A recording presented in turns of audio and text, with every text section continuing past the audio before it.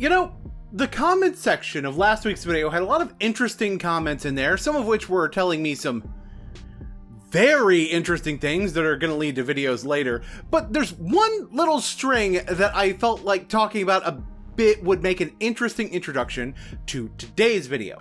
So brace yourselves for a tangent at the very beginning of the video. You're finally getting the Boon Cannon treatment. Brace yourselves, in fact, like I was told to do when criticizing Hoyoverse games. And, well, yeah, dude, I know. I'm aware there's about an 84% chance that they didn't already know this. I get that figure from how many people watching my video are subscribed, hint fuckers.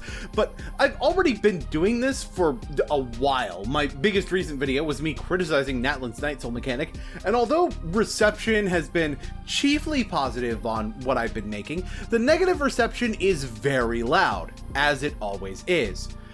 But there's one reply that's very interesting that leads me to why this is relevant to today's video. Wuthering Waves fans do the same thing. After all, just look at the anniversary. So, fun fact, even before the controversy over Wuthering Waves anniversary rewards, I was planning on covering what was announced for 2.3. Seems like a good time. Boon Cannon's almost done cooking, and I could directly compare it to the recent anniversary rewards for Honkai Star Rail. But I wasn't expecting the video to take more controversy-laden tone. Admittedly, a comparatively stupid controversy when you look at the Genshin VA situation, the Commander ban list death threats, looking forward to a potential revisit of that within the next week, and, well, other shit that for me has been behind the scenes, but for other people hasn't. Let's just put it that way. So in order to properly talk about this, I need to address what the actual anniversary rewards are, because the way it's being described is not entirely accurate. I'm gonna focus on this in terms of getting character event banner pulls, just so that we're on the same page when I'm talking about this. There are other rewards involved, some of which are directly having astrites, and there are some standard banner pulls in some of this as well, but I'm focusing on the event character pulls. Okay? We're on the same page there?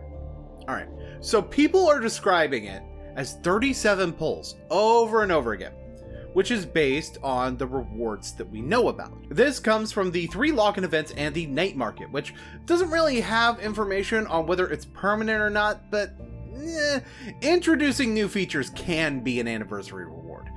What people are ignoring about this is that at least one of these login events was going to be there if it's an anniversary or not, because we somehow think the normal login event for Wuthering Waves with an anniversary skin on it, and I don't mean skin for a character, I mean a skin on the event itself, is an anniversary event.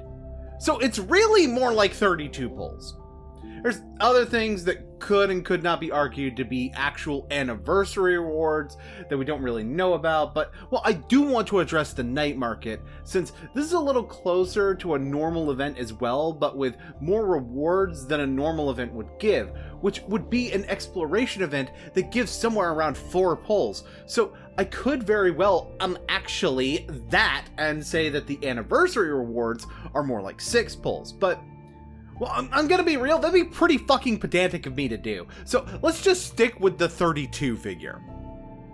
Now, let's talk real quick about what people were expecting, which was a free 5-star, most likely in some kind of selector, maybe from the standard banner, maybe we'll discuss some of what other games were doing in terms of giving a free 5-star later. Now, some were expecting one of the new characters to be free, which is pretty much only a thing because they gave away Zhangli Yao, but the point is that this is on top of like 20 to 30 pulls. And this, people, this is why I do not trust leaks.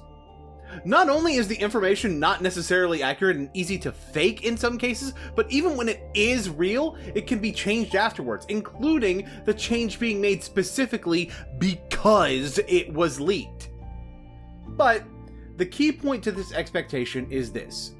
Because it was expected, that's why people are upset that it's not there. But let's talk about that, because it wasn't just the leaks that set the expectation of a free 5-star. Because another reason to view the rewards as lackluster is to view them in comparison with what the game competes with.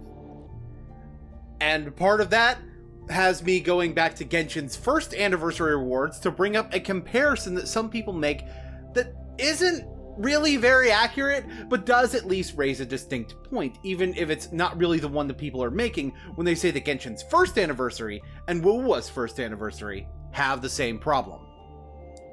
This isn't really true, but there are similarities to the problems that raise the good point. So the issue with the initial anniversary rewards for Genshin is that they were too small. It was like a web event that gave less than a pull, if I recall correctly. They had to add a 10 pull to that through in-game mail, and a 10 pull for an anniversary was a little less than what you'd expect from a gacha game to give at this time, but at least it was a make good. Now, I'd make the defense, at the very least now I would, that Genshin gives smaller anniversary rewards at multiple points in the calendar rather than giving them all at once. Lantern Rite gets its own anniversary style thing, and the new X.0 updates give more, especially in the case of Natlan, where you get a standard banner 5-star every single year now. Genshin was also giving out extra rewards when they won awards, so it's not like the anniversary stuff is the only time Genshin ups the rewards compared to the usual. So if the one that every game does is a little smaller, that's not as big of a deal to me. However, in spite of the fact that Genshin is the more similar game to Wuthering Waves, Honkai Star Rail is the competition that I really want to bring up, as the anniversary of the two games being so close together makes them more directly comparable. HSR is also giving 20 free winches as distinct anniversary rewards over the course of the patch, 10 from a login event and 10 from some weird thing where a character wishes you a happy anniversary. Whatever, more chances for an accident, gimme. But they also are giving a free 5-star selector, which includes an entire permanent system for free 5 stars that will have more characters added to it in the future. So if you don't want Ron May or Luocha, you can save the freebie for when they add something you do want. Like, as much as some people want to talk about the economy of the game needing to be preserved, I get that. That's why the free Zany seemed outrageous to me, but let's call being significantly weaker than your competition for what it is, even if Honkai Star Rail's negatives make those positives get overshadowed on a regular basis. Another thing that people like to talk about is the fact that Honkai Star Rail has an anniversary event that allows you to get extra rewards from getting the currency you need to pay real money for. And there are certain creators that are more so on the Kuro game side that will call an event that involves spending money predatory. But when Wuthering Waves makes a banner with all but 3 of the characters from the history of the game on it, we pretend that it's just normal gacha games and not the same thing. Actually, you know what? Let me correct myself. You're right, it's not the same thing.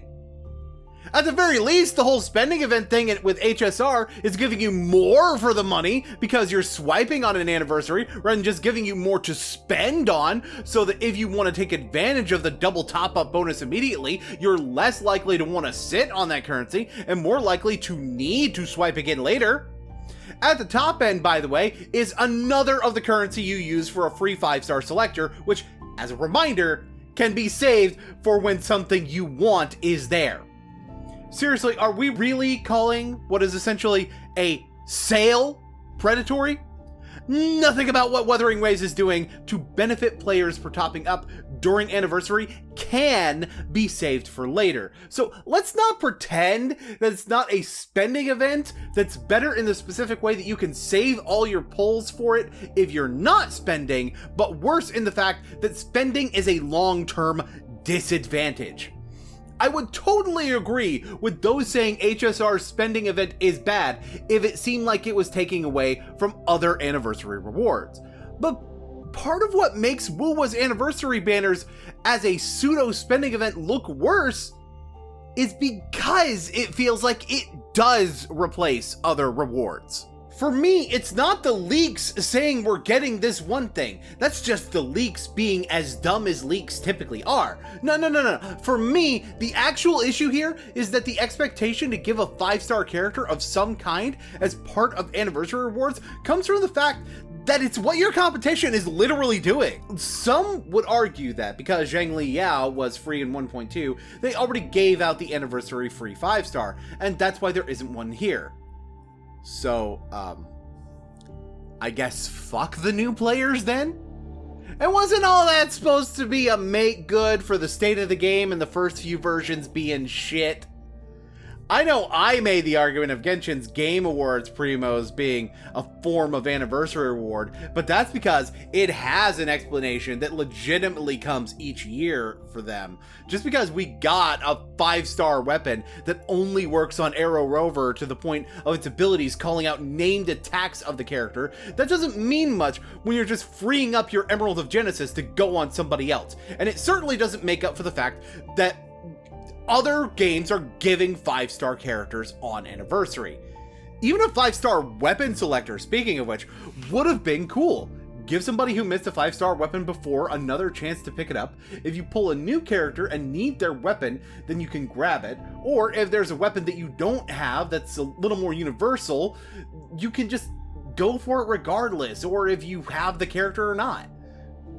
It wouldn't be the same as a 5-star character, but for one, it would actually distinguish Wuthering Waves in the market from Hoyo vs. Games, but it would be better than about the same number of pulls as HSR without any of the other positives that HSR is doing. But I am also not hearing motherfuckers that want to say the anniversary is trash, because it's not, even if I do agree that it could and should be better. Like, anyone who's calling for 160 pulls as what they should give instead of what they have can shut the fuck up right the fuck now, because that's the value of a 5-star character. That's a lie. That's when you are guaranteed a limited 5-star character, but not only is winning the 50-50 on a limited banner a thing that can happen, no matter how much some troglodyte who pulled one too many Chi-Chi will tell you it isn't, but Wuwa has soft pity. And as I've mentioned before, that soft pity is actually lower by comparison to Genshin. To show you what I mean here, I'm going to go over Brant, who I actually did lose the 50-50 in getting. You know how many total pulls it took me to get Brant? 125.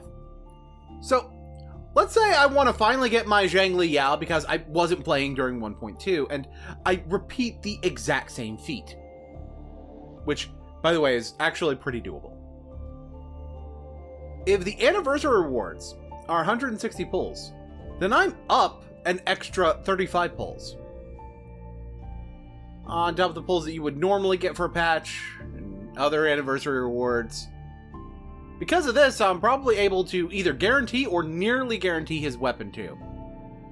And that's a part of the game's economics that some people are missing when they try to say to just give the pulls for a free 5-star instead. 5 stars are actually not worth the same number of pulls as what it takes to guarantee them. The pulls are worth more because you can use them to get whatever the fuck you want, and while you can do that with this update with only the previous patch's characters not rerunning, you can also hold on to those pulls for a new character you want down the line if you have everyone that you're after, or spend less than the amount you got because you got them early. If I'm being perfectly honest, I am mostly happy with what Wuthering Waves' anniversary is giving, but the things I don't like are pretty big. And Wu was also really good about adding new permanent content to each update, which this update is doing a good amount of. And to be honest, we could count on most or all of the roster being run on a banner every anniversary from the game. That would actually be a good feature. You get the characters you want throughout the year where you can, but if nothing you want is on, then you save for the one part of the year where you know what you want is going to be there. Which, hey, could include saving your real world money for that top up if that's your bag. It is worth noting that it seems likely that this will also put all the dupes in the shop for those who have been saving coral for stuff like that. So really anything you've been saving up leading to it is gonna be good. And in spite of my earlier comments, I think having 2 patches where you wind up running every character is a pretty decent thing to do on an anniversary. Just, you know, like, I don't know, 20 more pulls and I'd be Gucci. So about 5 minutes after I wrote that into my script, WUWA announces that they're going to be doing almost exactly that. 10 character pulls, 10 weapon pulls, 10 standard pulls as an apology. Insert devs listen meme here. Are you guys at my walls or something? What the fuck? But what do you think? How do you think Kuro could have done better with this anniversary? What are some other aspects of the patch that you do like? Let me know how much I suck at weathering all these waves in the comments, and be sure to leave a like on your way out. But until next time, this is the effing Boonslayer, signing out.